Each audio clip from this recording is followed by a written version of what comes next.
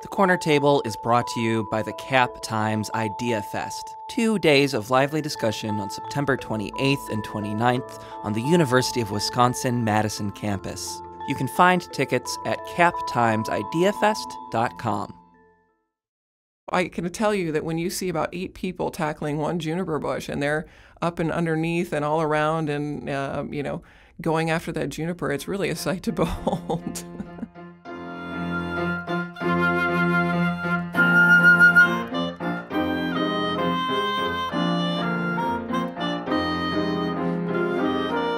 Hello! Welcome to The Corner Table, a Capital Times podcast about food and drink in Madison, Wisconsin. Every September, a group of about 50 bartenders from around the country hop on a repurposed cherry train on Washington Island, headed toward the island's juniper bushes. They are going to harvest those dark purple berries they produce, an essential ingredient in Death's Door gin. I am your host, Cap Times food writer Lindsay Christians, and I have been curious about this harvest for years. This week on the podcast, I got to ask Margaret Ebling from Death's Door all of my questions about juniper and gin, and why this distillery brand experience, as they're called, is all Wisconsin all the time. Stay tuned.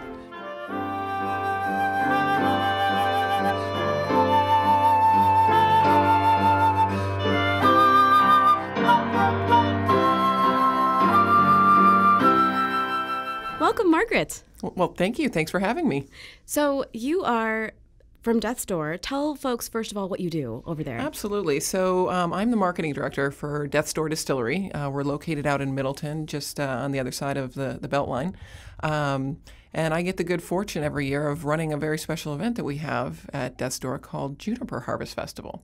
I have been hearing about the Juniper Harvest Festival for years, and I have so much curiosity about it. How did the Juniper Harvest Festival start? Well, it started about 11 years ago, so it's not a surprise that you have heard about it because it's been going on for quite some time now.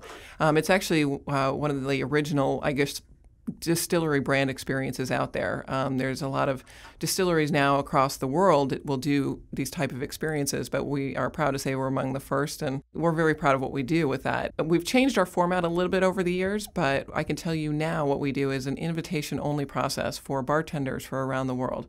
So you have to be a member of the bar. You have to be a bar industry professional in order to participate.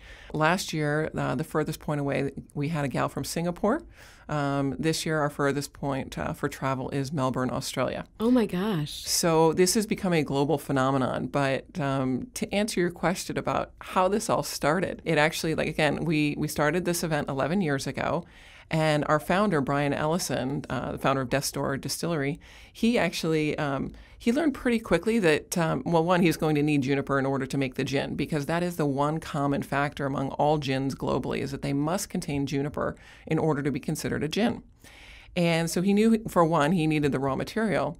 There's a bunch of it up on Washington Island. And he said, well, goodness, we should just harvest some of the juniper on the island. I can tell you that picking juniper is an extremely painstaking experience. They're a thorny variety. And the juniper is actually the berry, or it's actually a modified cone, and it sticks underneath the branches. And so you've probably seen a juniper because just about everywhere around you, there's juniper and those little blue berries that you see. They can thrive around water or without water in rocky environments, no matter the soil. I laugh because sometimes if you're like, well, where would I find juniper? Well, go to your local car wash because there's probably one growing right there out front. In rock gardens and stuff. Rock gardens everywhere. And juniper can be, to some people, can be quite the weed. They don't actually want it. And so we do our Juniper Harvest Festival in order to, basically harvest some of the juniper that we need in order for the production of our gin. Who owns the juniper that you're harvesting? Yeah, the juniper that we harvest on Washington Island is actually at Greengate Farms. It's George and Susan Ohm, and they're lovely hosts for us every year. Matter of fact, Susan is so kind. She actually walks the fields for us in advance and will tie ribbons on the bushes that she thinks are going to be able to produce the most. This is a great thing to do because some plants don't produce at all because there's male and female plants. So she walks the property. She actually mows some paths through because some of the juniper can get to be, 10 feet wide and about 6 feet high, and you can physically get your whole body into the juniper bush. And so I can tell you that when you see about 8 people tackling one juniper bush and they're up and underneath and all around and, going after that juniper, it's really a sight to behold. Is there a season for juniper berries? Strangely, there is and there isn't. To kind of, and there's smarter agricultural people out there. As a matter of fact, we bring Ron Dutch, who's a specialist from Illinois, up to the island every year to really get into the granular detail of juniper.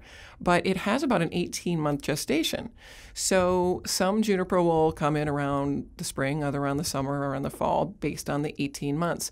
But we find that the fall is the best one because it's a beautiful time to be in Wisconsin and tends to be a harvest time of year for us as a state. But it's when the cool weather starts to kind of roll in that makes it, some of the berries will start to turn to that more purple and blue that we're looking for.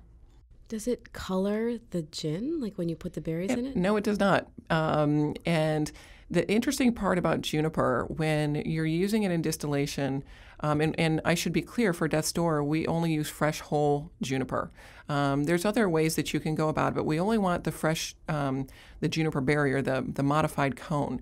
And what we do with it, along with our other 2 botanicals, so we actually make our gin with only 3 botanicals, the juniper, coriander, and fennel.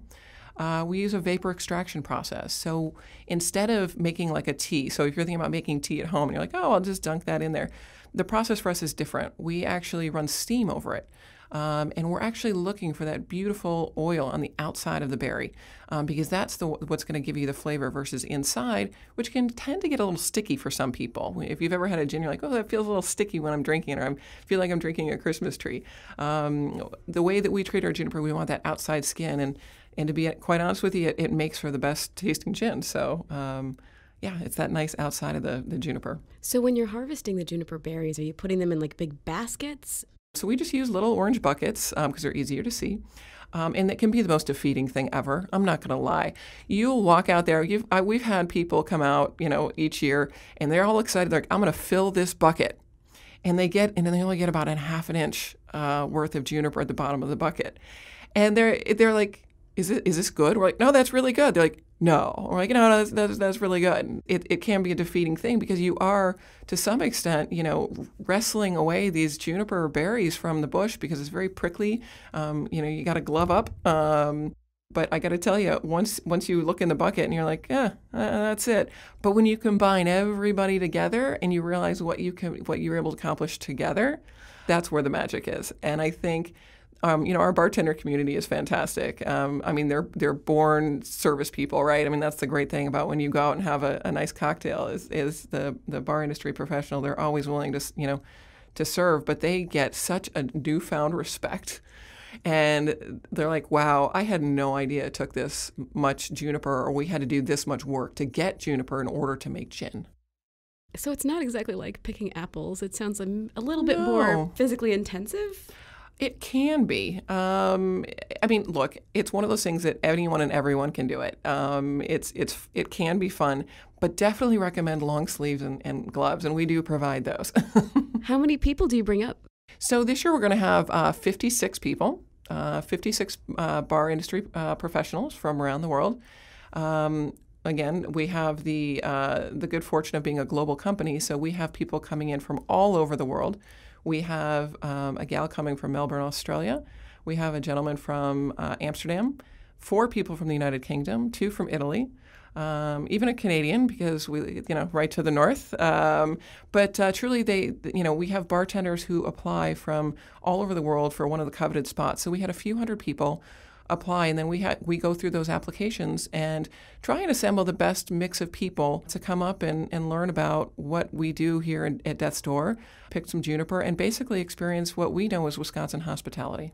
What are the night times like after you're done doing all the juniper picking? What happens then with all you guys up on the island? Well, and I should be clear that the Juniper Harvest Festival it's a 5-day immersive experience here in Wisconsin.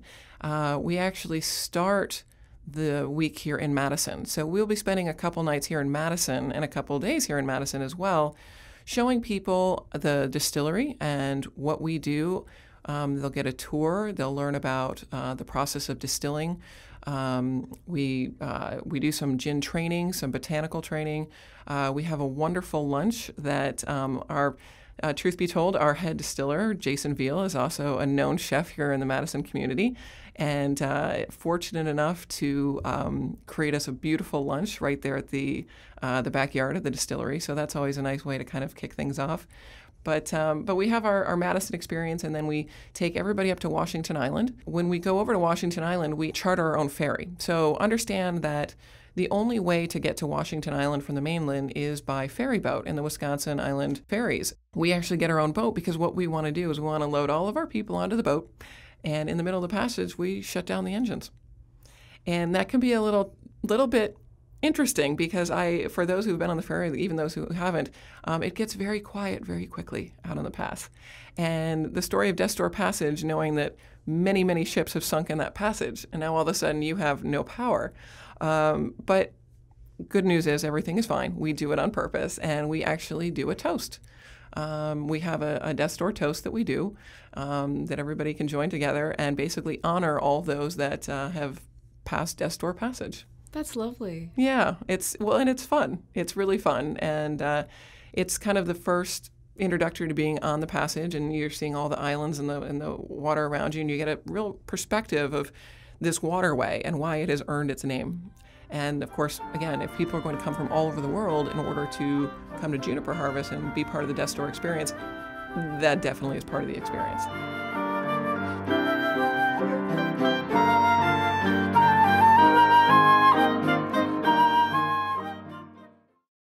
The Corner Table is sponsored by the Cap Times Idea Fest, an event with an exciting lineup of guests, including David Axelrod. The fest is in Madison on September 28th and 29th. You can find tickets at captimesideafest.com. Ever since Death's Door Distillery started, you've had that strong connection to Washington Island and, with the wheat that you were sourcing up there too. So was this sort of a natural progression, the juniper harvest and the juniper sourcing that came out of that? Absolutely, and I probably should back up first for people who maybe aren't familiar with Death's Door as a distillery in our name and why anybody would call anything Death's Door. So dating back to 2005, our founder, Brian Ellison, was on the island, on Washington Island, and was tasked with helping the families on the island, the communities on the island, restore agriculture to their community. He had a background in economic development. He wasn't in the industry before. He never even, bussed a table other than just maybe to help somebody out along the way. He said, well, one of the things that we can do is we can actually grow things that we can sell off of the island. That way you don't disrupt the integrity of the island. Tourism is obviously their top economy. But agriculture is a way to really, bring about a sustainable economy, especially with some of the young people. There's multiple generations on the island. So, the first thing that he was able to discover is let's grow winter wheat. To your point, the hard red winter wheat can grow under the snow, and we can harvest it, and it'll be, the fields were beautiful. I mean, they hadn't been farmed since the 70s. The soil was in perfect condition to be able to utilize this crop. And so that's how it really all began. And so had some farmers, Tom and Kenny Coyne, raise their hand and said, we'll farm the land. And some of the landowners on the island said, well, you can farm my land. So it kind of became like this community effort of this mosaic of farmland to be able to farm. And so started with 5 acres of cultivation. We have maxed at 1,200 acres of cultivation of winter wheat. We first started out by actually selling the wheat to our friends at Capitol Brewing. Brian was talking to the guys over there and said, well, how about we'll sell you this wheat? You can call this beer, Island Wheat. And it ended up being a runaway hit for anybody who's ever had it. But it was about 2007, and the farmer said, well, can we do something else? And Brian's like, well, we can make vodka. And they said, well, how do we do that? He's like, I have no idea. So he, quickly learned that he could take a distilling sciences class at Michigan State University, which he did. He had been taking this wheat all around the Midwest, saying, telling people the story about, hey, we're growing this wheat in order to restore the economy on the island.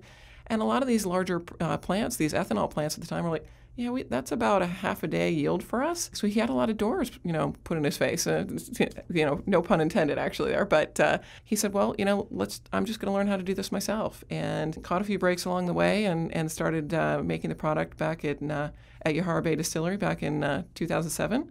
And as we have evolved, we opened up the distillery in Middleton in 2012.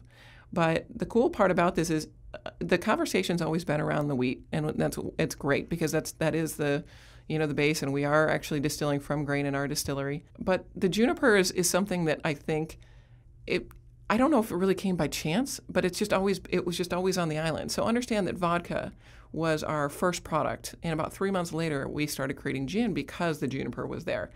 It was a lot smaller batches back then. We didn't have to harvest as much juniper as we do now and utilize as much juniper.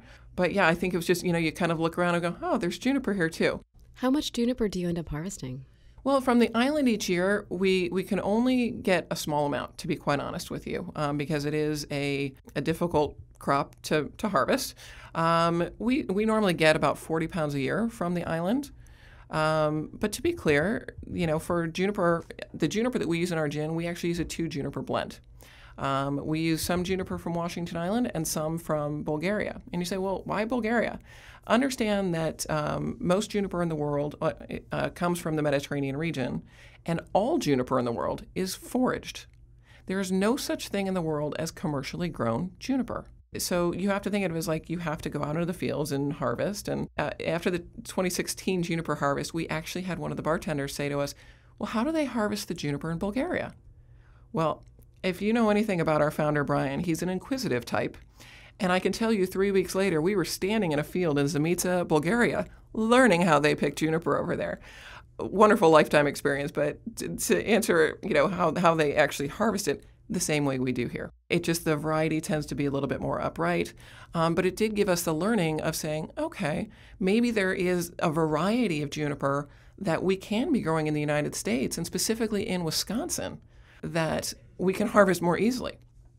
So we brought this information back and talked to the good people at the Wisconsin Department of Agriculture and Trade, and said, hey, so we're thinking about growing juniper for commercial purpose right here in Wisconsin, and matter of fact, on Washington Island. So we approached Susan Ulm at Greengate Farms and said, hey, Susan, we'd like to put about 200 juniper bushes in your property in an organized fashion. So you think about the rows of a crop. And so that's what we did. And so and I think we ended up getting a little bit aggressive and got about 240 trees into the ground last year in 2017.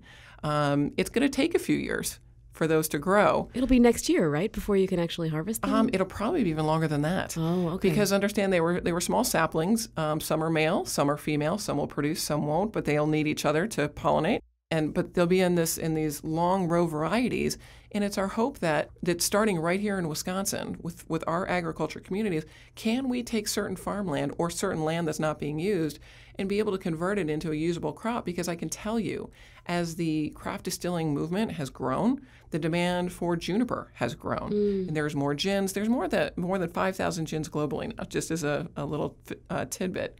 But understand that as the demand grows, and farmland that may be able to be converted to something that has economic benefit, why not? Let's give it a try. And so we're working closely with the state of Wisconsin in order to do that, and then even actually look at some federal programs in order to be able to give juniper its due place in the agriculture system here in Wisconsin. And for your Juniper Festival attendees, they can stand and harvest maybe. Might be a little bit easier. Well, and last year, I can tell you that the group of folks were the ones who actually planted the trees. Oh. That was a sight to behold because, we would give them this, and whoever basically plants the most would get extra points, and so extra pound points in the weigh-in, because that's what we do at our Juniper Harvest. We break everyone up into teams, so they come to Juniper Harvest and even to Wisconsin in advance. We have 6 teams, and these 6 teams will actually compete in a whole variety of things like costumes and juniper picking and drink development, all sorts of fun stuff. They will go out as a team and work together in order to harvest that juniper. And you've taken into the master of ceremony, who is basically weighing in by the ounce how much juniper each team has, and he's making announcements to the field because we're all in fairly close proximity.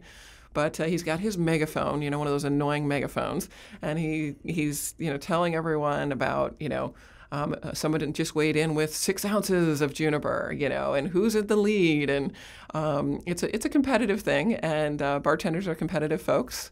So this is a lot of fun, but they will compete in order to pick the most juniper for a prize to be determined. It's harvest as a game. It has to be, because you have to make it fun. And we started Juniper Harvest 11 years ago because we realized that picking it on our own wasn't going to be a whole lot of fun. And it's actually a huge pain in the butt.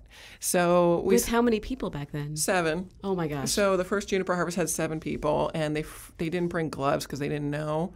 They didn't really have the proper equipment. Learned pretty quickly, but the one thing I can tell you about bar industry professionals is that even as difficult as the work might be, they're into it. So we just throw a party, and that's what we did. We're like, well, this is not the funnest, easiest thing to do, so let's just throw a party and invite some people, and we'll barbecue at night and make some things happen and just have a good time. And that's really what happened and how it's evolved from there. What are you looking forward to this year at the Juniper Harvest? Well, I'm really hoping the rain stops. I mean, look, rain is great, but I think we're all hoping the rain stops, because you want to show people who come from, think about when you have family and friends come visit. You always want to have, a nice, beautiful, sunny, wonderful Wisconsin that we all know and love. So I think that's the thing I'm looking forward to. But really, the most impactful thing for me, and the thing that sticks with me each year with Juniper Harvest, is the friendships and the relationships that we form with this community of bartenders, and they form with one another. They become very close friends. They travel the world to visit each other and see each other. So it's really an honor to be a part of that, to be a part of a new friendship circle with them, and to know that we now have, new friends all across the world that, not only got the chance to participate, but now are fully and truly and totally in love with Death's Door spirits, and we love that. I would imagine that if you go once, you might want to go again, but... It's, we get a lot of people who apply for a second time.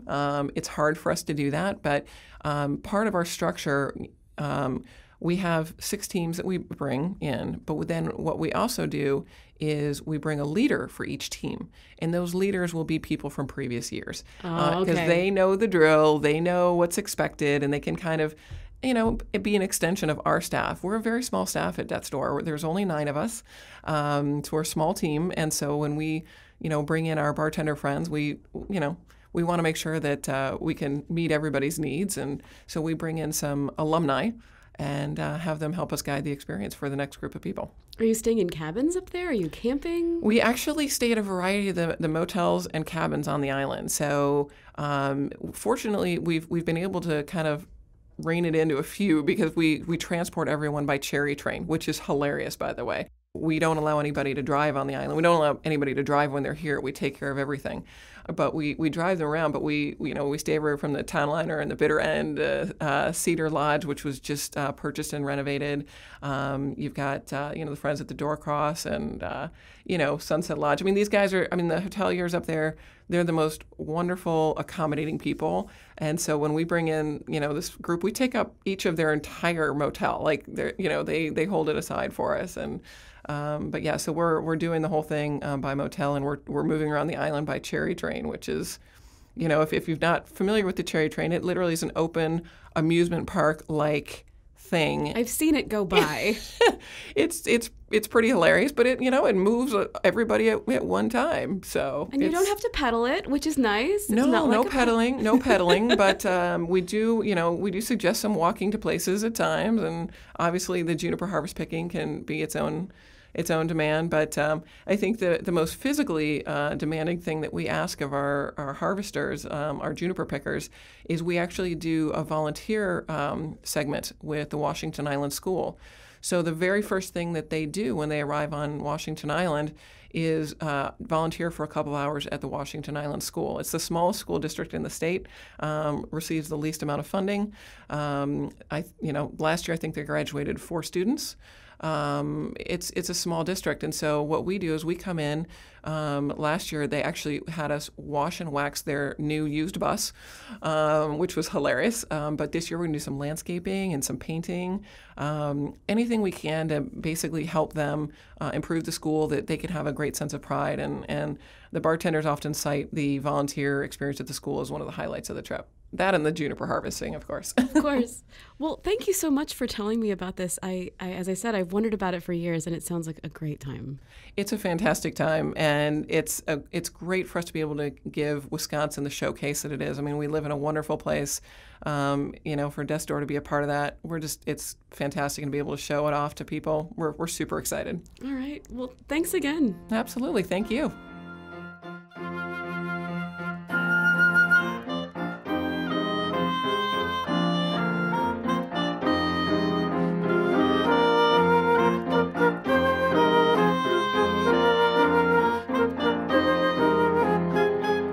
This has been The Corner Table, a podcast about food and drink in Madison, Wisconsin, produced by the Capital Times.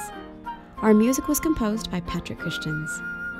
Follow along with Death's Door's Juniper Harvest on Instagram at Juniper Harvest, and follow us too at Corner Table Podcast on Facebook. For more food and drink news, go to captimes.com. You can subscribe to this podcast on iTunes, Stitcher, SoundCloud, and lots of other places, and I hope you will. I am your host, Cap Times food writer Lindsay Christians. My wish for you this week is a Southside cocktail. Gin, lime juice, simple syrup, and mint. Couldn't be easier, and it's delicious. Cheers!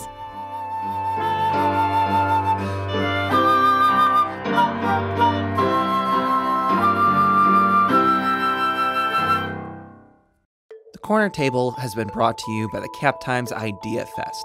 2 days of lively discussion on September 28th and 29th on the University of Wisconsin-Madison campus. You can find tickets at captimesideafest.com.